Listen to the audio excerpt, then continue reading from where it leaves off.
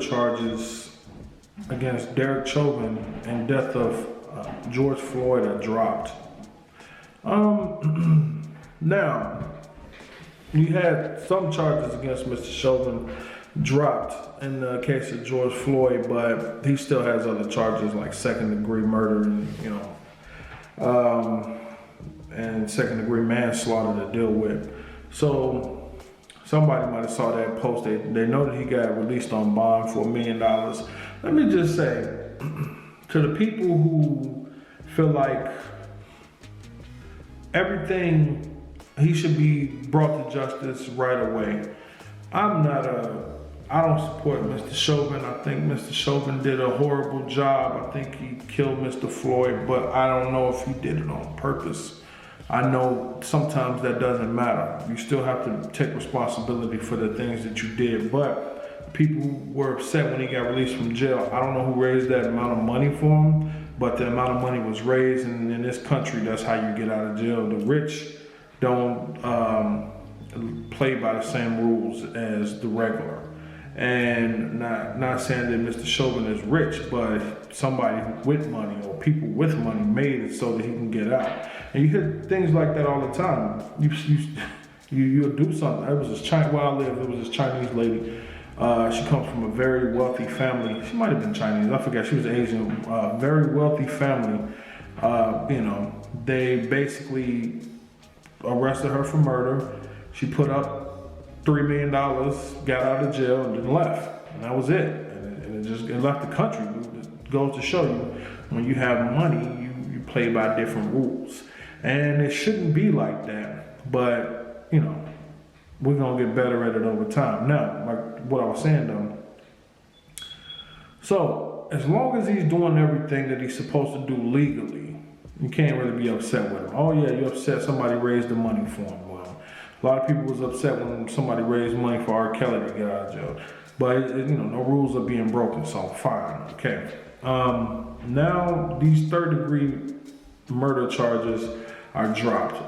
I wouldn't care too much about that, as long as he's still being investigated for the second-degree murder charges.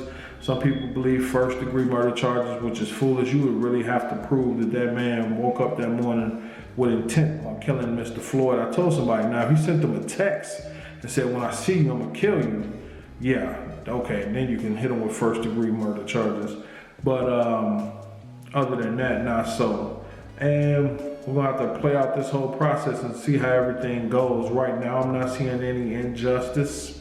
Right now, I'm not seeing any, favoritism for the police, which is a real thing. I don't know how you could consider it not to be. These people all work together. Judges, policemen, lawyers, they all work together. You know what I mean? And it's a really preposterous system if you're a citizen outside of this group. Because the police are a brotherhood. They're not, they belong to actual brotherhood. This whole blue thing, it causes a situation where it's the citizens on the lowest societal scale against that brotherhood.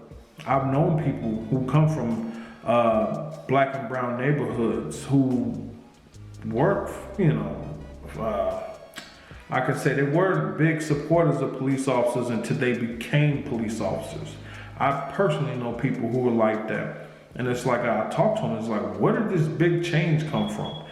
You become part of this organization, just like any street gang, now all of a sudden loyalty is expected. So we're not dealing with that right now. So, I guess, and America's changing in general. Where I live in the Chicagoland area, you had a police officer go to jail for, I think it was manslaughter is what they charged him for, and that was like the first time that's ever happened.